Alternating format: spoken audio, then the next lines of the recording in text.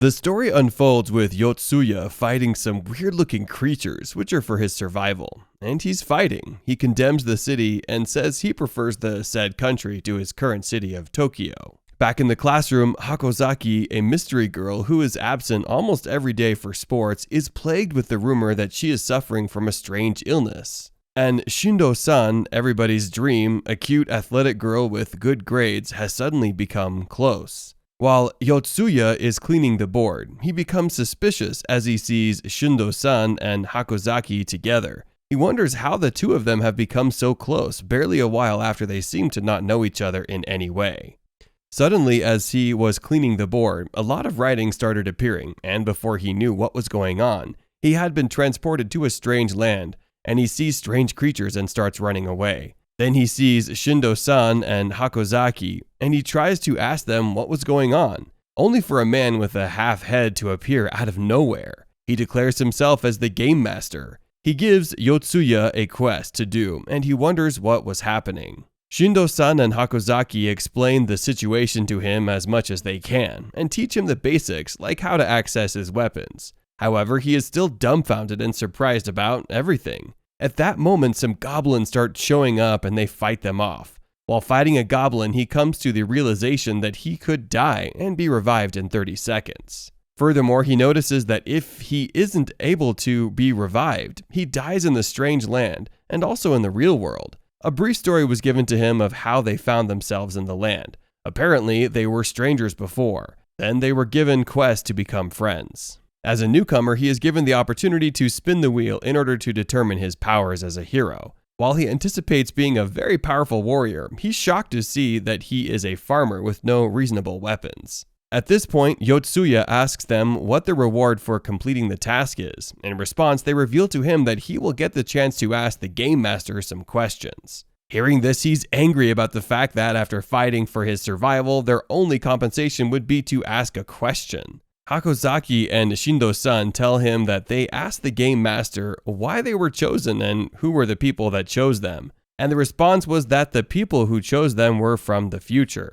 While they're talking, another creature comes, and they all try to fight it. It was established here that Hakozaki had a condition that always made her bones weak, so she couldn't hold her weapons well because Yotsuya was trying to understand why she wasn't using her sword while fighting. They were all trying to fight their way through.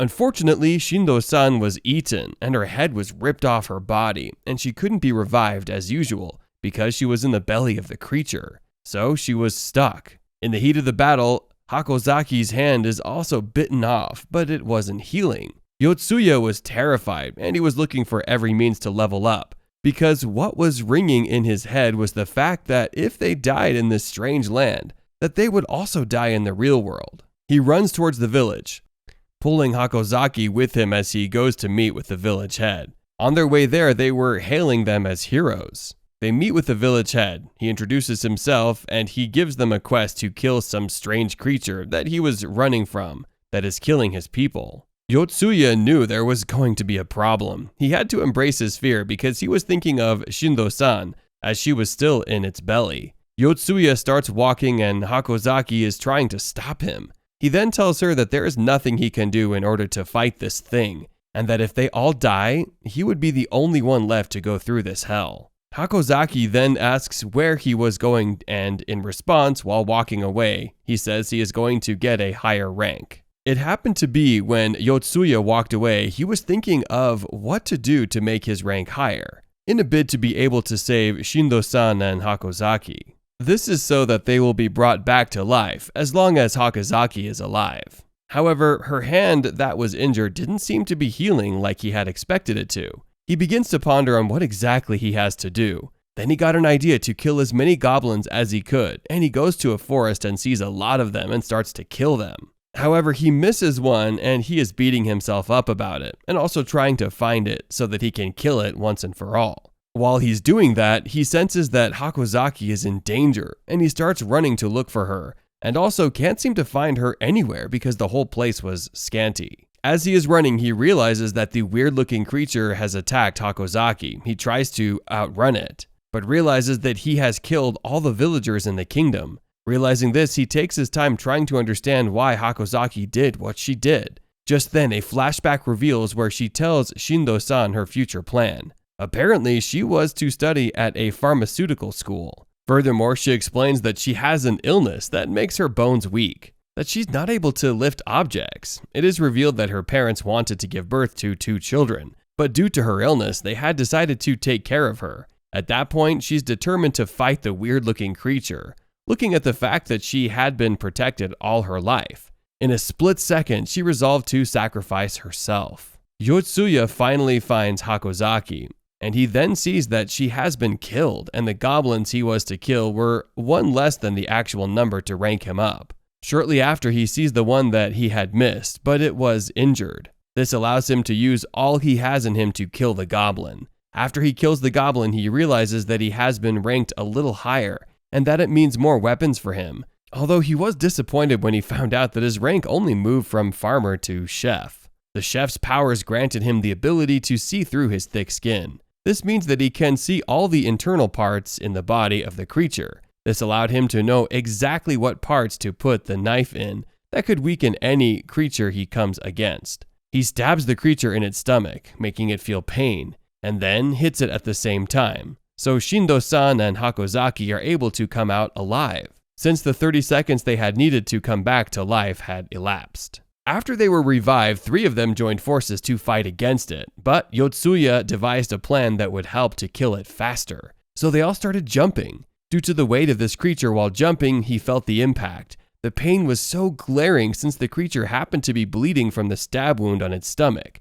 causing it to become weak and fall. This allowed Shindo-san the chance to use her staff and pierce through the creature's head, killing it. The quest of killing the creature has been fulfilled, so the game master rewards them by sending them back to the real world, and they are all happy since they get to live their normal lives. Still in this weird world, Yotsuya sees a green light on the ground. While being curious as to what it is, he is told that it is a log point, a kind of memory saver in the game world. Apparently, this is a memory of Hakozaki and Shindo-san's first successful killing of a beast in the forest. While watching, Shindo-san gets embarrassed and urges Yotsuya to stop watching it. Back in the real world, Shindo-san gets curious about Yotsuya's true personality. She asks a friend of hers who happened to have attended the same grade school with him about what she thinks about him, but she doesn't seem to have anything to say since Yotsuya never actually spoke to anyone. After that, Shindo-san continues to be excited about having a guy with an unknown personality like him in her circle.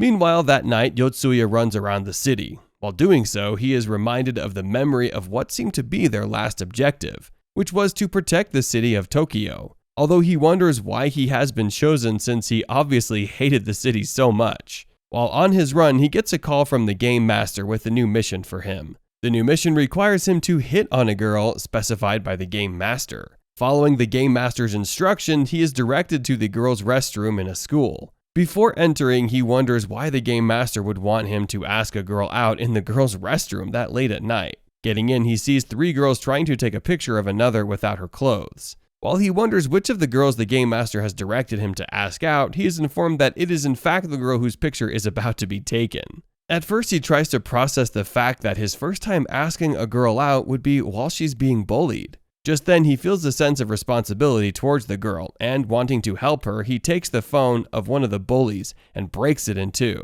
He does this thinking this will be a great way to win her over. However, he doesn't seem to be done with just one of the girl's phones. Instead, he does the same for the other 2 girls, assuming that they might have unwanted pictures of his prospective girlfriend. Scared, the girls run out, threatening to call the police. However, Yotsuya doesn't seem so concerned about that, but more about Takitate Yuka, his prospective girlfriend. Takitate, on the other hand, doesn't seem comfortable having him around her, as she assumes him to be a pervert. The next day, Yotsuya is transported into the game world once again. Surprisingly, he sees Takitate there. After the brief introduction by the half-faced game master, the wheel of power is turned and Takitate is given the power of the Heat Wizard. Then they are offered a new quest to deliver goods to Radadorbo in 40 days. While they seek to know what goods they are to deliver, the game master disappears, leaving them without an answer. With the game master gone, Yotsuya tries to be friendly with Takitate, but she accuses him of abducting her and calls him a pervert for following her all the way home that night before.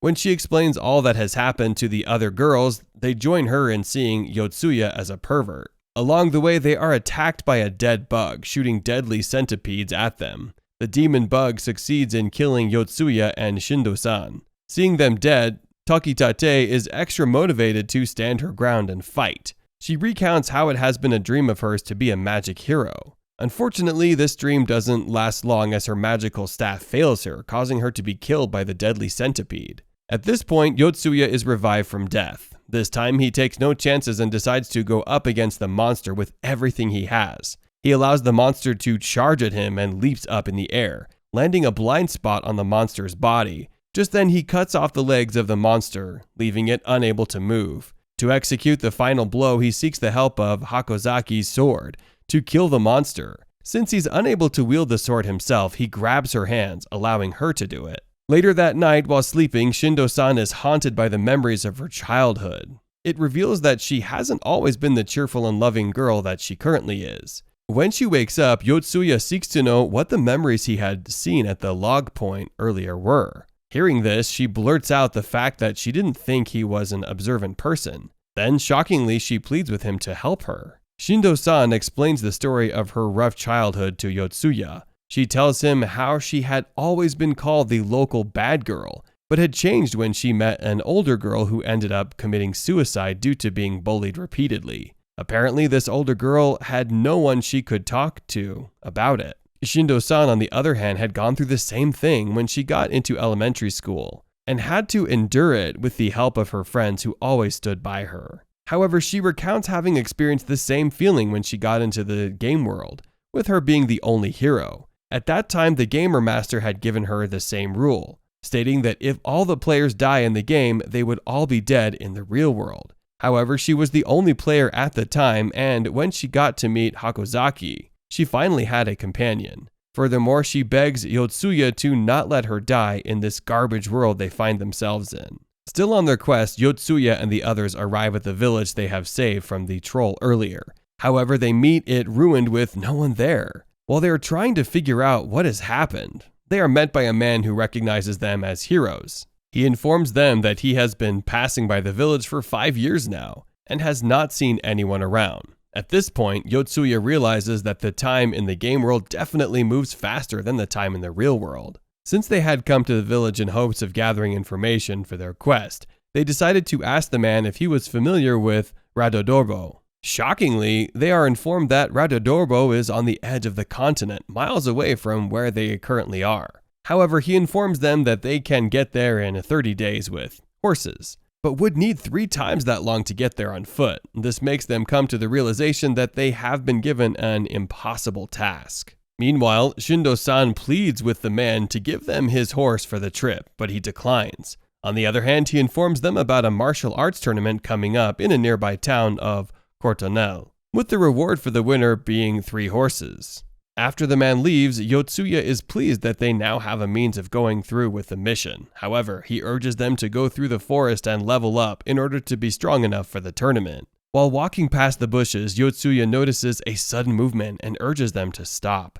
Just then, they are attacked by human bandits. Ready to fight off their attackers, Yotsuya cuts one of the bandits, causing him to have his experience reduced. This makes them realize that they can't attack the humans and would have to flee. However, Shindo-san stays behind to fight them off. On the bright side, Yotsuya, Takitate, and Hakozaki get to safety with Shindo-san nowhere to be found. Realizing this, the girls are worried and seek to go back and save her. However, Yotsuya doesn't believe that it is the best way to save her. Instead, he tells them to join him in completing the quest, which would ultimately save them all. Seeing that the girls are insistent on saving Shindo-san, he comes to the conclusion that they split into 2 groups. While the girls go to save Shindo-san, he proceeds to fight in a martial arts tournament in a bid to get the horses they need. Shortly after they go their separate ways, the girls are captured by the bandits. Meanwhile, Yotsuya advances towards the tournament and kills some goblins along the way in a bid to level up.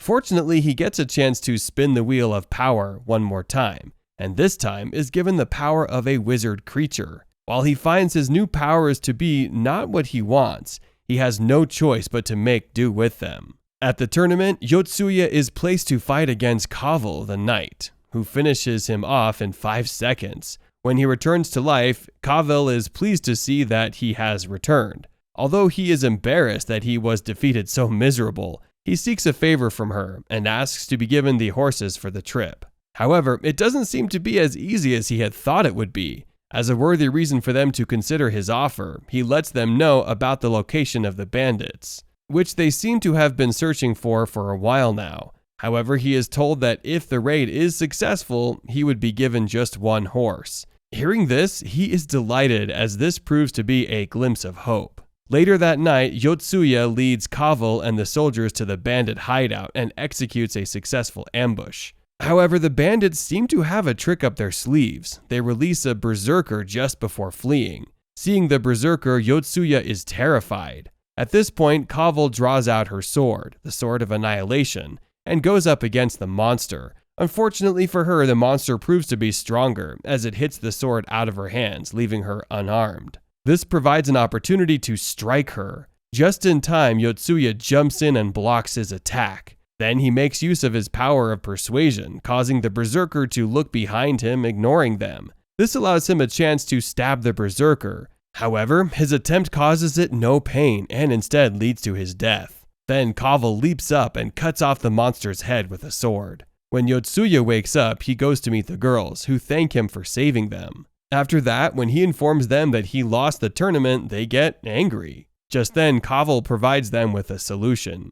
He demands to be given an extended leave, allowing her to travel with the horses and giving them the horses that they so desperately need. However, she gives them two conditions, one being that they give her the only horse they have, and secondly, that they allow her to train them for a sword fight. With everyone in agreement, they head out to Radodobro. Did you enjoy this recap? If you did, kindly like this video and subscribe to our channel so we can bring you the recap of the next episodes. Until next time, do take care and stay safe.